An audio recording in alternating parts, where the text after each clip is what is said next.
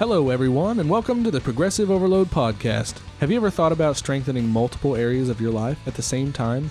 Then you've come to the right place. Our goal is to help you identify ways that you might need a progressive overload to break through those plateaus and keep you growing.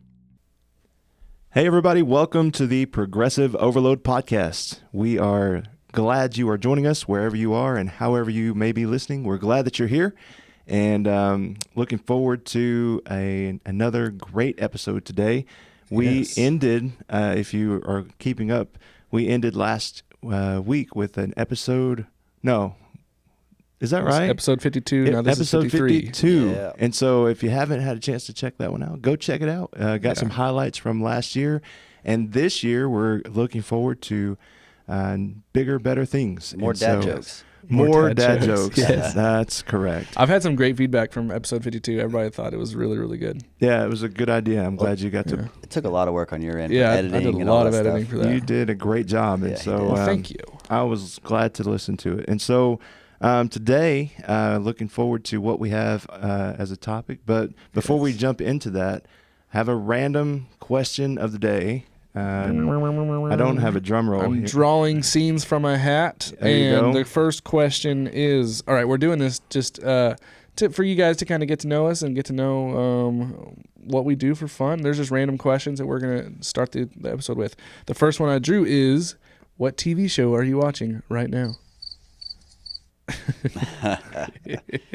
Okay, I'll answer. Yeah.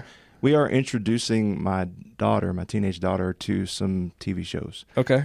Just because it's good to watch some of those things with her, and even better for me to, catch things as she's learning about them Right. in the culture, and kind of navigate that with her. And so Right. one of the things that we have been watching is Blind Spot. Okay. I haven't seen that. I haven't either. It's an interesting. I think it's a drama from NBC. Okay. And so it's one of the things that she has enjoyed, and so Right.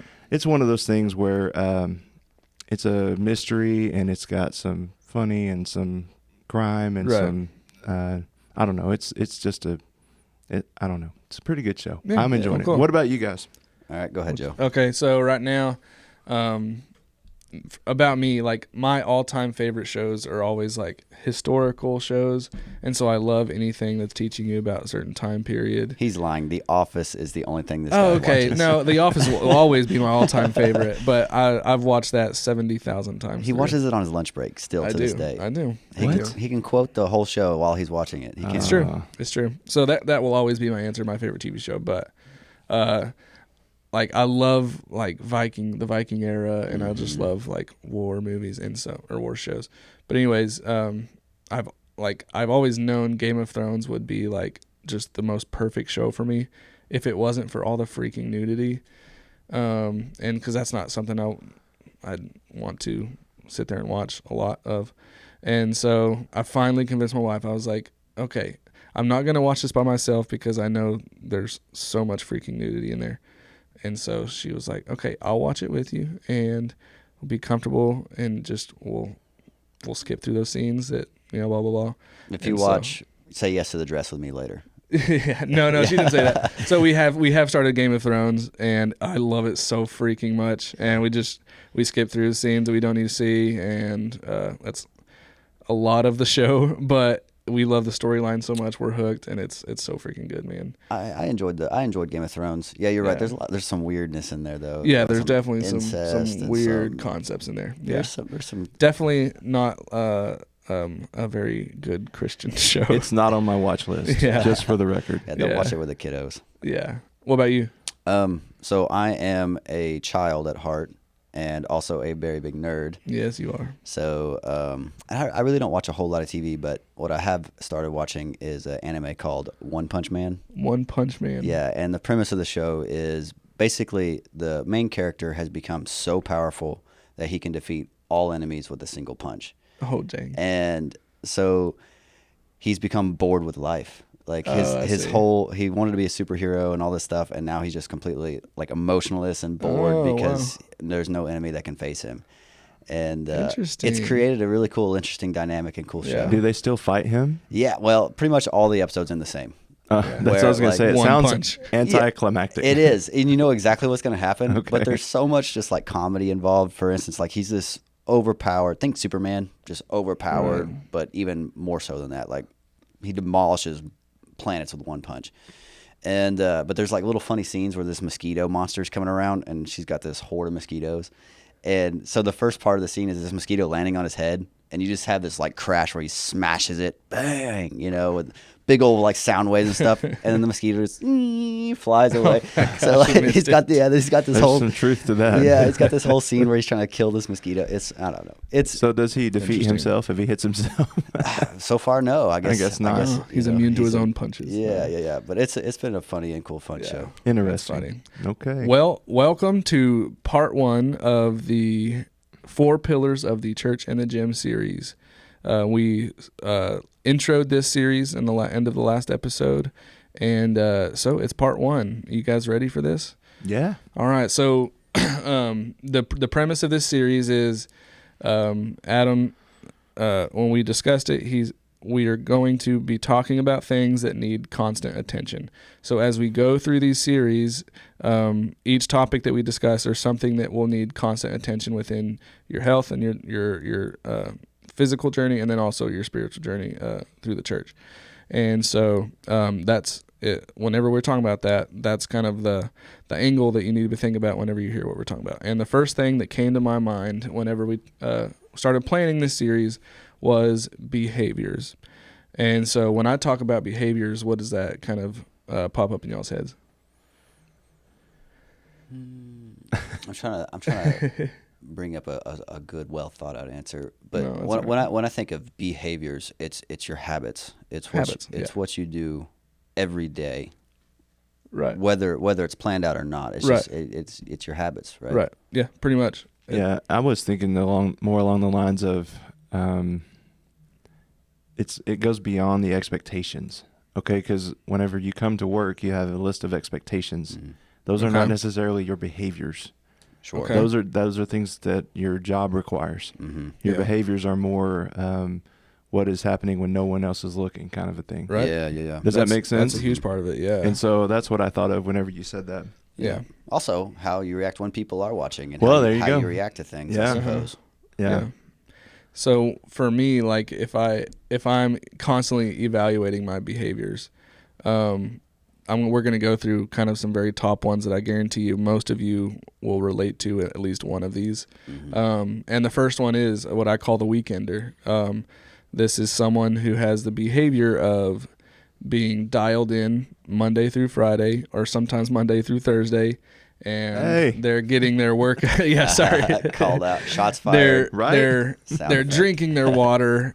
They're exercising. They're meal prepping. They're doing everything they can Monday through Thursday, or maybe Friday. And then as soon as the weekend comes, it's like they abandon everything that they've committed to that week, and they live their life completely differently. I have certainly fell into this before. Yeah. You know, I'm good right now. I'm on a good since doing this fight camp stuff. Like Yeah. I'm dialed in. However, yeah, I have been the weekender before. Uh-huh. Where, Oh yeah, me too. Where Monday through Friday, I'm training hard. I'm getting my workouts in. Blah blah blah.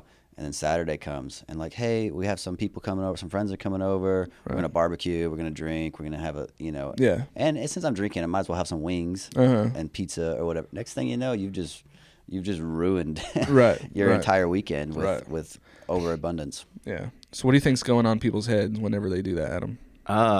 Man, I think it's that it goes into that one thing. It's a behavior pattern. Mm-hmm. And I think that's the issue is it becomes cyclical because you get so comfortable doing that. Right. And I think about the church, and I think about people that are the opposite of that. Yes, You know? exactly. They're not dialed in during the week, and then they decide, oh, I think I'll go to church on Sunday. Yeah. And it goes back to behaviors, and we'll talk a little more about this as we go. But the other way around is I'll do whatever I'll do what I want for the church or live for God at the workplace, and then whenever I get home, whenever nobody else is there, or I'm in the weekend, or Right. whatever, then I'll just let my hair down and do what I want. Right. And so there's two different camps that you're in Yeah. when I think about the weekender, Mm-hmm. and I laugh because my typical workout week is Monday through Thursday. Yeah. And you said, but I know. That wasn't directed towards No, you. I know, because I will do pretty well on the weekend. I'll try to have one meal that I kind of indulge and do, a little bit more. Yeah. Especially now, I think I need it because I'm in a calorie deficit and I'm wrecking my body with you guys. Right. I love you, Tyson. Wake up every day with that on the end of my lips. I love Tyson. Yeah. Because my body tells me. Right. But yeah, the weekender is an interesting dynamic. Yeah, I think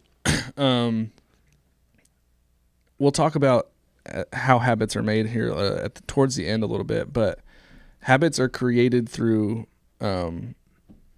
emotions, and what happens with the weekender is they're rewarding themselves at the end of the they're rewarding themselves on the weekend for all the hard work that they did during the week. Yeah. And what happens is that reward turns into a binge, or when in reality, you can make it, oh man, I'm so proud of myself for doing great this week. I think let's celebrate and go have ice cream. Yeah. And that's fine.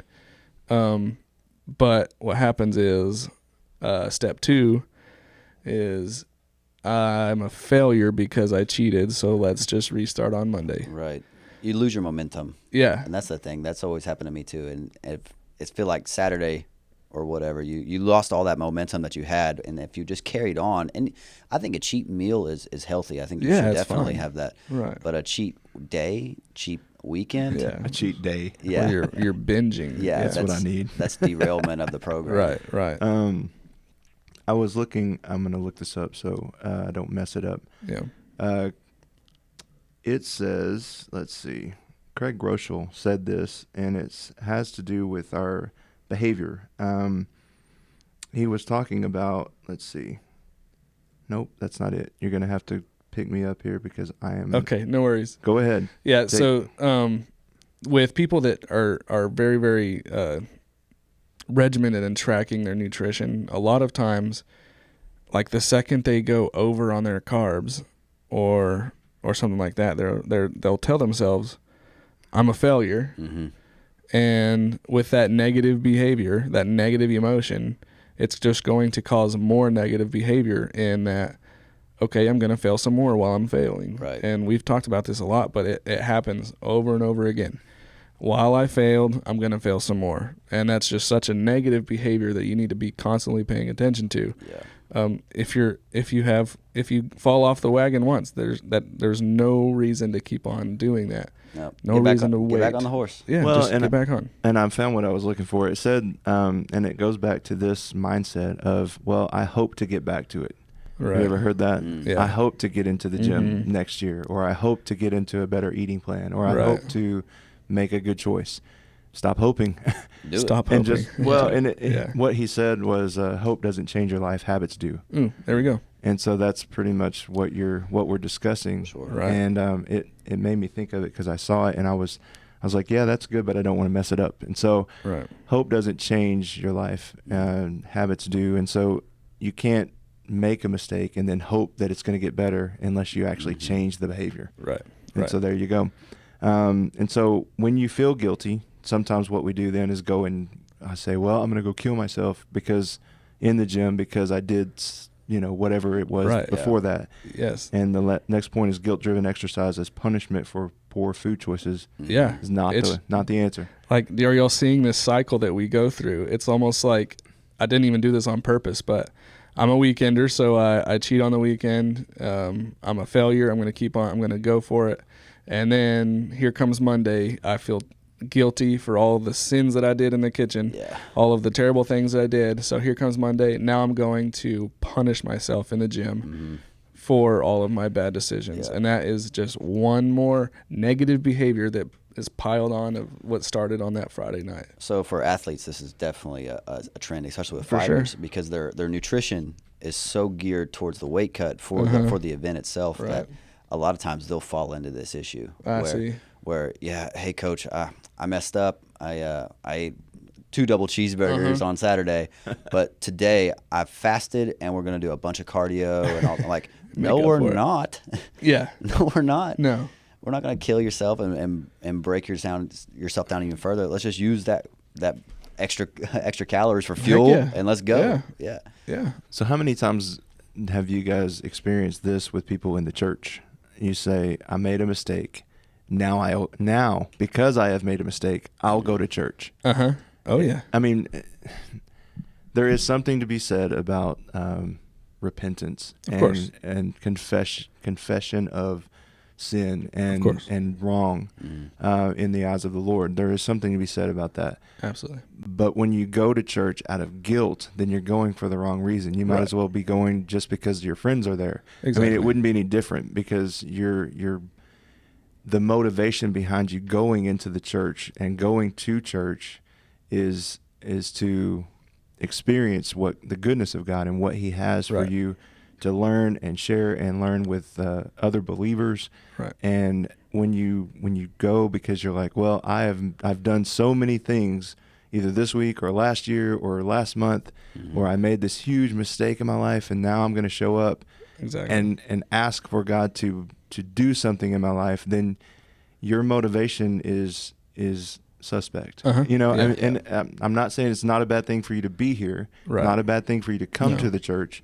but man, it's the same mindset as we have in the gym Right. and with our food. It's like, man, if you can't check your motivation, then you really got to take a good look in the mirror, Right. Yeah. see what you're going on. We don't earn God's forgiveness through our works. That's not how it works. Right.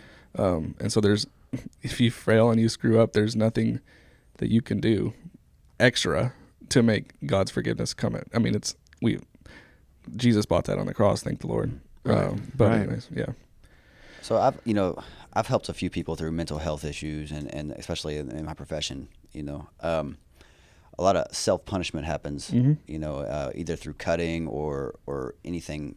Self-doubt, punishing yourself through exercise. Like self-punishment is never the answer, in my opinion. No. Life beats us down enough. Right. We don't. Yeah. You don't need.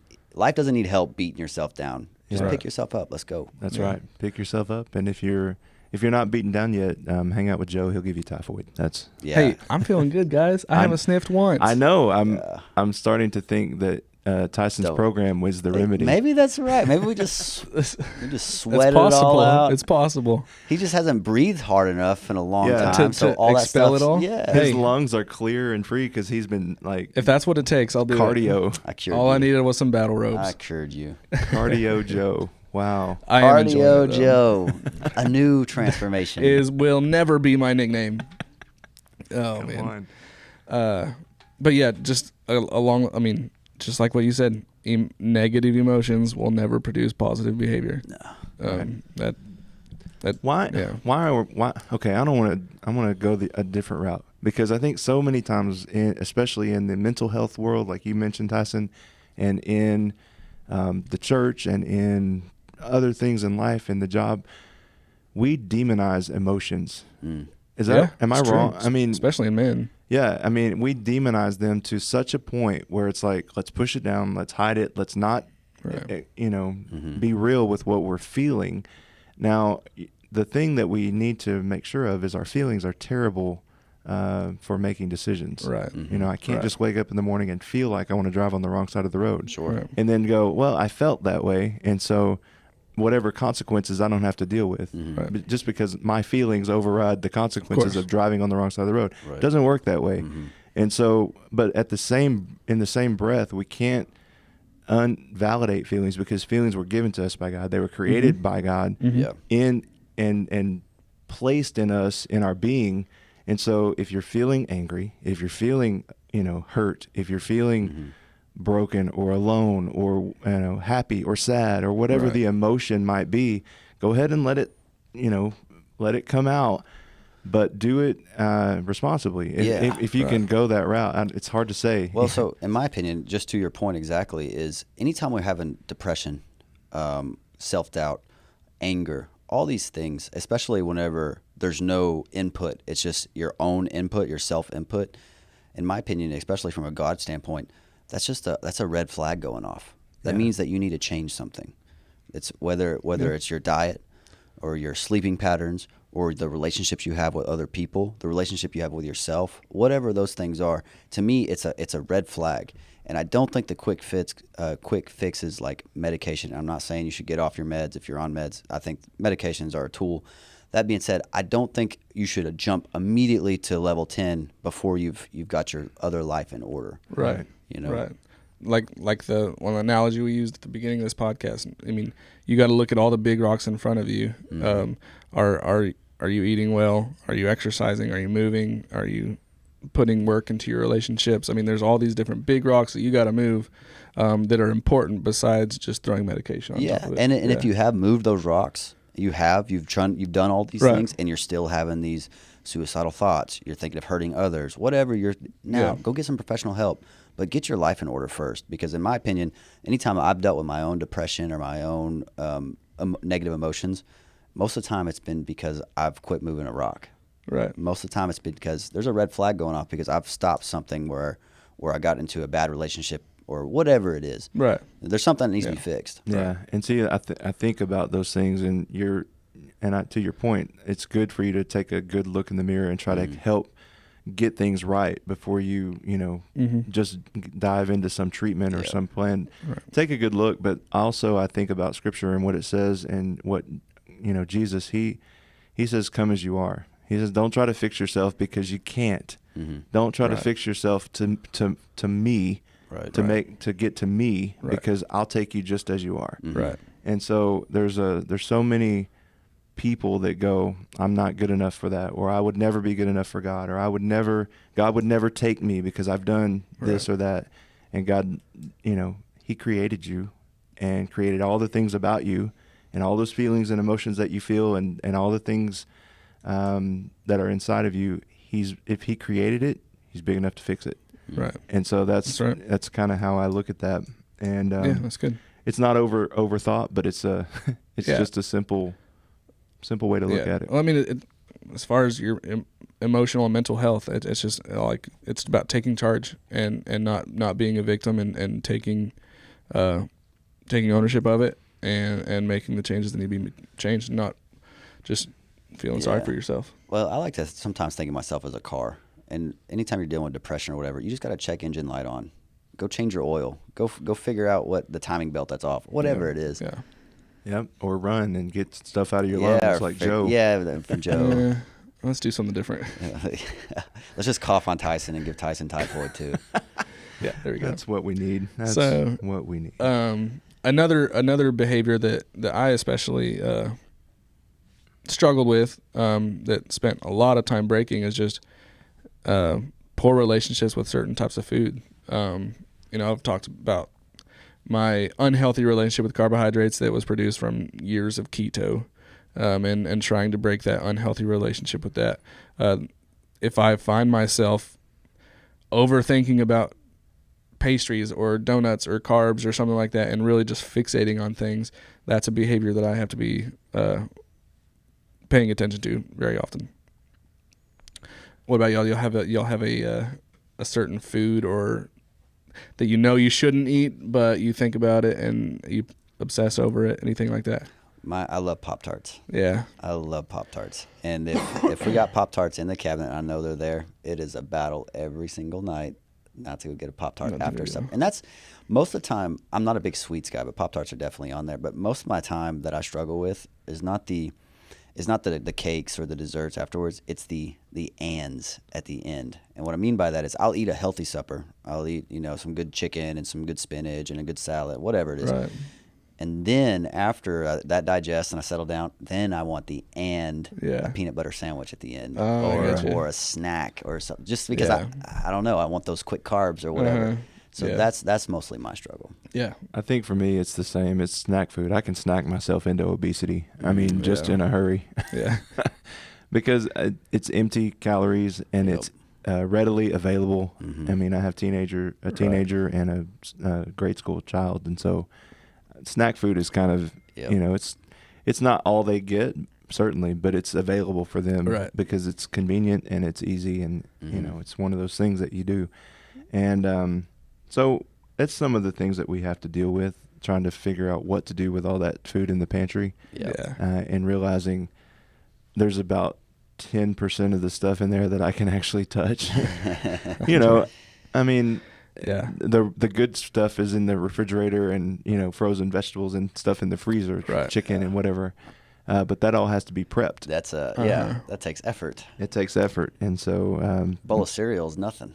I know. yeah, I think one of the things that has been so big for me as we've gone through this last year and starting into this year is I'd not done a whole lot of meal prepping because I never have been a big meal prepper. It's like whatever I feel like I'm going to eat, Right. you know, and the family wants to eat, then we make it and we eat it. Right.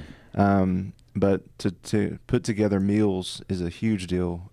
Cook a whole bunch of stuff at once. Mm-hmm. And now that I have a griddle, it's easier, but Right. it's still something that I have to deal with. Yeah. I mean, I've said this before on the podcast is getting that scarcity mindset out of your brain. Don't let your mind, I mean, when our minds think, I can't have this, it's going to make your brain fixate on that even more. And so if you're sitting there fixated on it, allow yourself to have it. Oh yeah. Yeah. And then next time you think it, I was like, you can tell yourself, I can have this anytime I want. I don't have to sit here and stress about, I can't have it, I can't. Just Right. if you tell your mind, I can have this anytime I want, it's a lot less likely to fixate on something unhealthy. To me, it really helps to have the cheat meal on a certain day, every day, the same kind of thing. So like Saturday is kind of my cheat meal day, right? Yeah.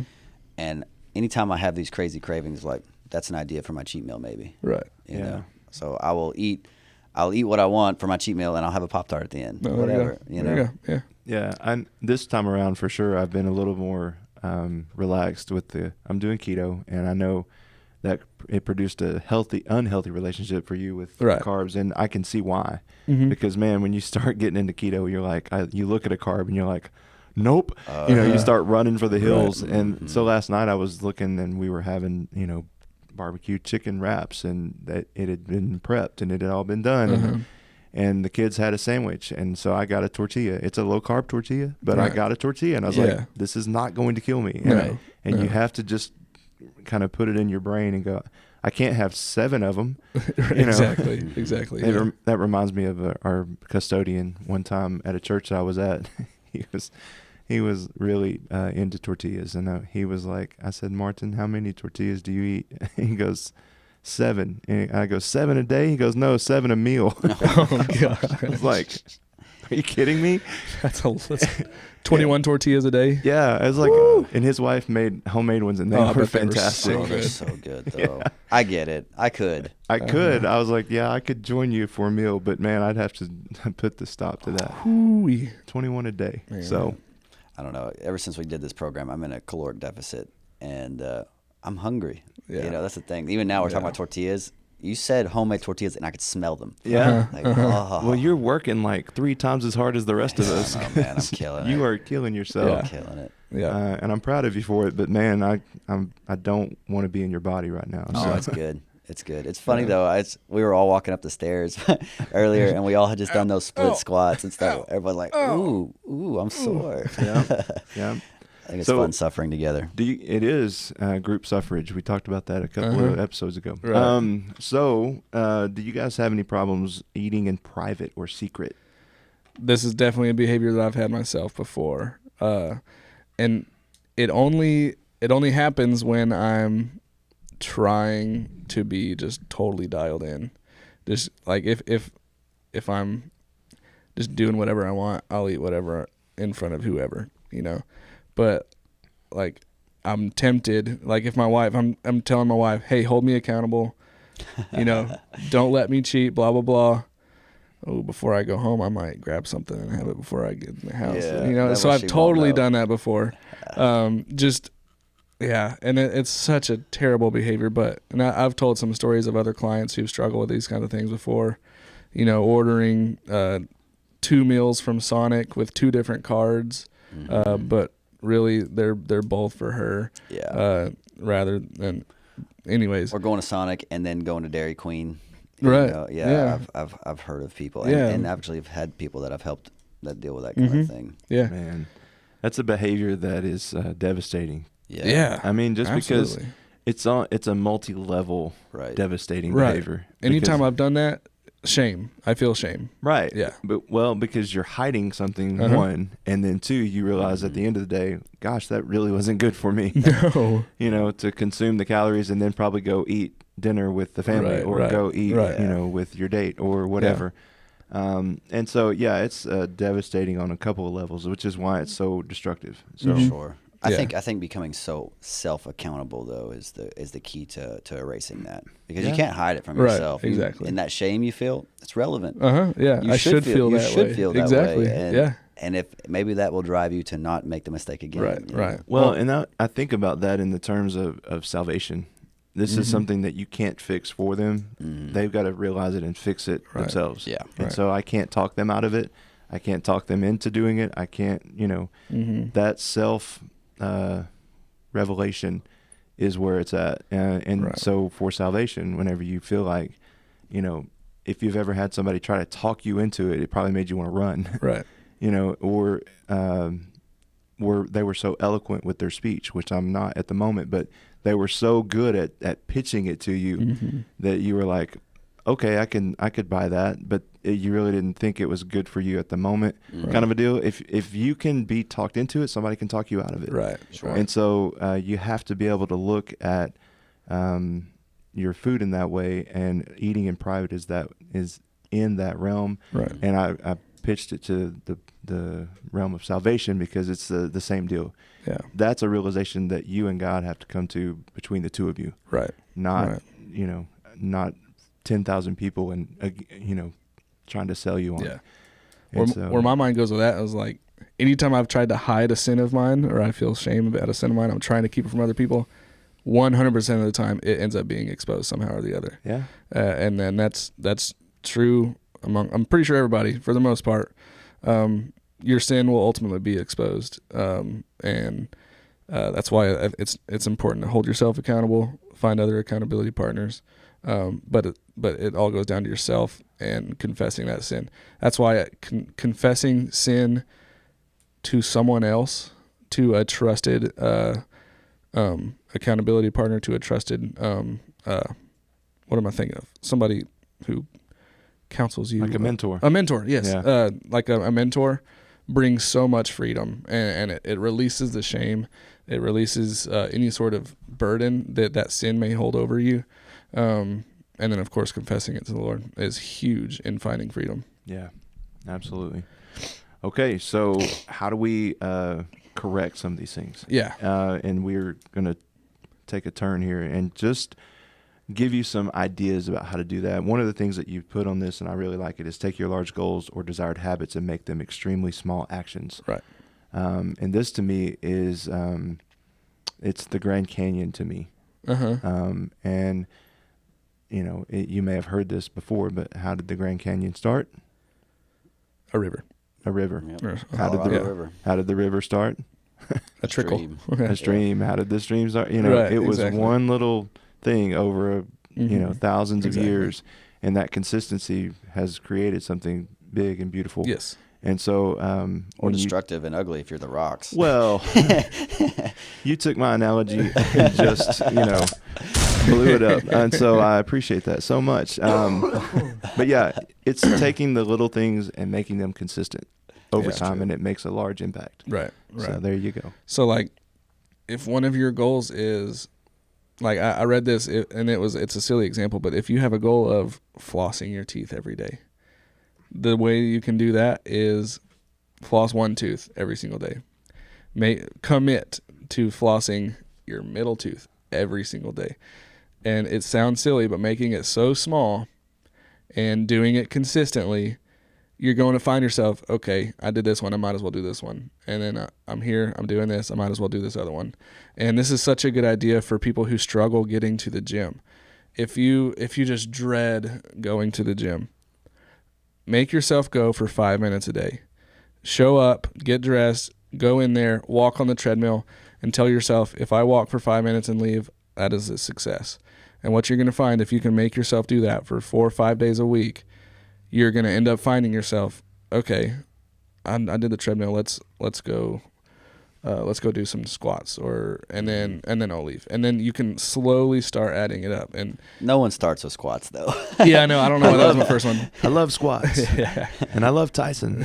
I keep telling myself that. But breaking them down into these tiny, achievable habits, I agree. are so helpful. I think the hardest part about going to the gym is just that walking through the door. It's just getting there. Once you're there, it's easy. Yeah. It's easy, and you never regret going. There's never a time you leave the gym and say, "Oh, I wish I didn't do that that." never happens. Yeah. Well, these last workouts kind of had made me feel that way. You're welcome. 5 sets of 15 split squats, Boy. or whatever. Yeah, to failure is pretty much what I go to. That's 5 sets to failure. I was in the middle of them, and I look at Joe. I said, "Who is the crazy person that made us do this?" Oh wait, Look in the mirror. It's me. it's me. Hi, it's me. I'm the problem. It's me. Yeah, that's Isn't that a Taylor Swift song? something. I couldn't tell you. Well, Wow. it's now a Joe Copeland Yeah. song. I don't know. I deserve the crickets on that one. Yeah, you did, and I That's was okay. I was late to the That's punch. all right. Okay, so if we're making things really small that we can accomplish on a long-term basis, the point that you made next is create a cue. What does that mean? Yeah. So, and I learned this from a book called Tiny Habits, and I can't remember the author's name. But connecting these tiny habits with a cue or a what's the word? Something that happens that causes you to do this. A trigger. Okay. A cue or a trigger. That's the word I was looking for. So something like after I take off my contacts, that's when I will floss my one tooth. And then so now that I know after my cue, my trigger is when I take out my contacts, that's when I floss my tooth. And so what can that look like in somebody trying to not binge on the weekend? How do we relate a small cue to make them be better on the weekend? When I drive to the donut place, I don't order and drive out. Yeah. It's a good step. Is that a cue? I don't know. Well, it's hard because most of the time with diet, it's not doing something Right. versus doing something like flossing. You know? Right. And I think that's one of the hard things is learning to be able to tell yourself no. Right. Some people have a really hard time telling themselves no. Yeah. I mean, on that point, a huge thing that you can do is, okay, if I'm going to go get a donut on Saturday morning, I'm going to eat 3 eggs with it. Or, adding something to it that's going to be more fulfilling. Or I'm going to eat 3 eggs before I eat my donut. Or before I go, I don't know. There's something like that you can do that's going to help you. One thing that's always helped me is, for instance, I know I'm going to eat a big meal at supper or whatever. I always eat a salad first. Yeah. Which will make sure that I don't overeat the mashed potatoes or whatever. Yeah. That's always been my move. That's a and it's good always helped me positive a habit. whole lot. Yeah. That's a cue. That's a cue. All right. There we go. Good. I'm trying to think of some other things that. Well, to me, when I hear that, I actually think of like a mantra. And maybe this is off topic, but I try to give myself a mantra for my fights. Like my last one was a simple word. It was warrior. And, you're dealing with the anxiety of something, just having something that makes you feel empowered. And for me, the word warrior was it. Like, Right. And actually, it was also the name of my school, Ronin. Yeah. Ronin Warrior. Ronin Warrior. Yep, Okay. Yep. And whatever reason, anytime I started getting any of that build up, those butterflies or whatever up, that mantra would come in. Okay. Yeah. I'm a Ronin Warrior. Yeah. We talked about this a little off the air before we started. It's Self-talk. like self-talk. Yeah. Muhammad That Ali inner was voice. really good at it. I'm the greatest. Yep. And if he didn't have that going as a soundtrack in the back of his mind, Right. he probably wouldn't have been as Sure. good as he was. Yeah, 100%. But he believed it. And if Right. you ever hear an interview or you hear, him talk before a fight, after a fight, man, He was telling you how great he was. he would tell you exactly what he thought I'll about show himself. you how great I am. Yeah. Yeah. Yeah. And it comes out to some pretty good sound bites, but man, there's some truth to that. And Sure. and you can't just say I'm a bird, I'll jump off the building. No. But and that's not what we're saying, but you have to create a mindset of, positive reinforcement. Well, that's exactly what you're doing. Is you're creating a neuro pathway of positive reinforcement through that. You are literally changing the wiring of your brain by creating those positive self talks. And like you said, it starts small, right? It's Right. even going down to the one tooth, right? Yeah. Which I can only imagine going to the dentist after you've been flossing the one tooth for a while. That canine's in good shape. The rest of them are going down. Pretty good. But if you can just start, you build that momentum. It's a snowball effect. You just got to start, push the snowball off, and it'll slowly build up and build up to where you're actually doing something great at the end of it. Yeah. Yeah.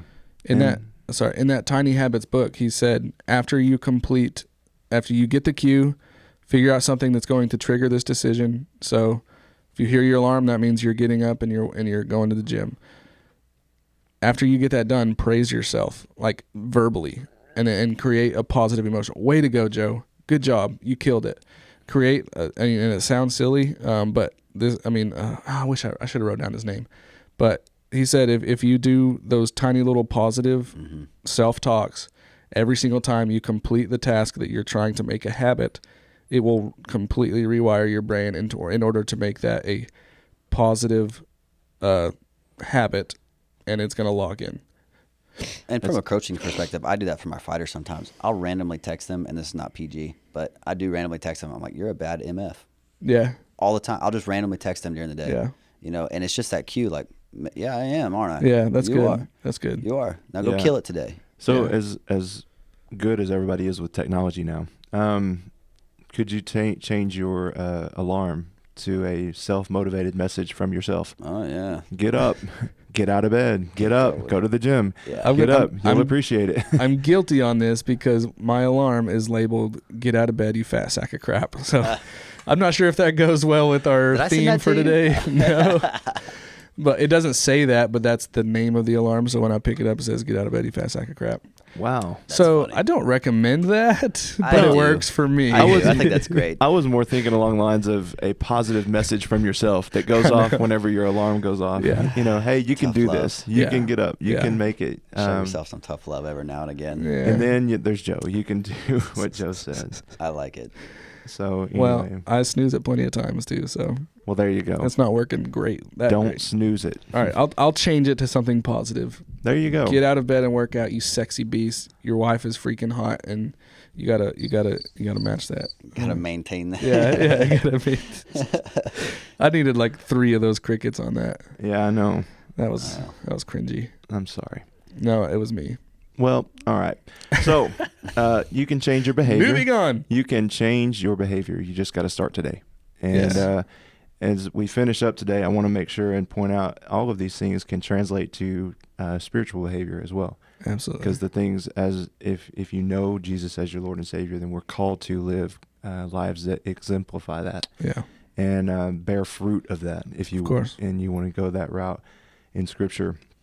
And one of the things that you can do, and this is very small, but pick up your Bible and read it for 5 minutes a day. Right. Start small and go, and then just set you a timer.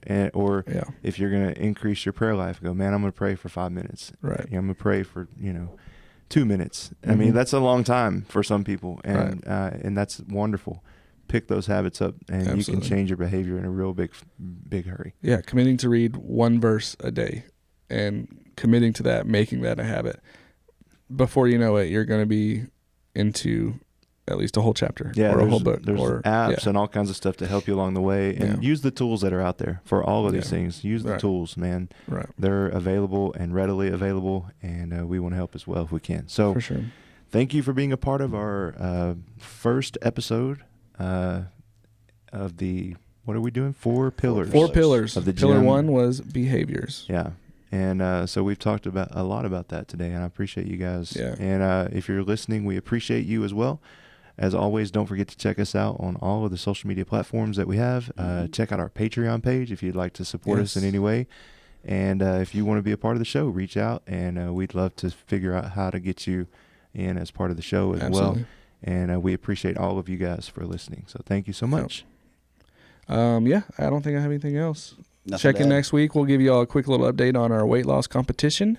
I think we're all doing pretty well so far. Me, Adam, and Dustin. And I don't know, Tyson, I'm just shredding up. You're shredding. Yeah. Gosh. Yeah. Your program's been a lot of fun though. So. Yeah, well, thanks. I guess we'll see you guys next week. See ya. All right.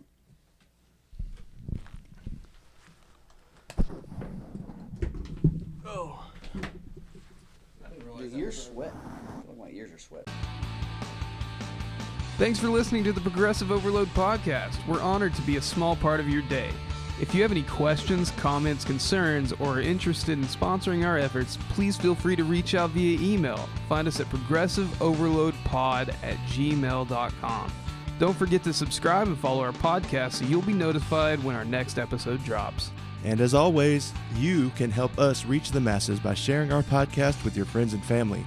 And then check us out on Facebook and Instagram to follow our own personal journeys and get an inside look on our day-to-day lives.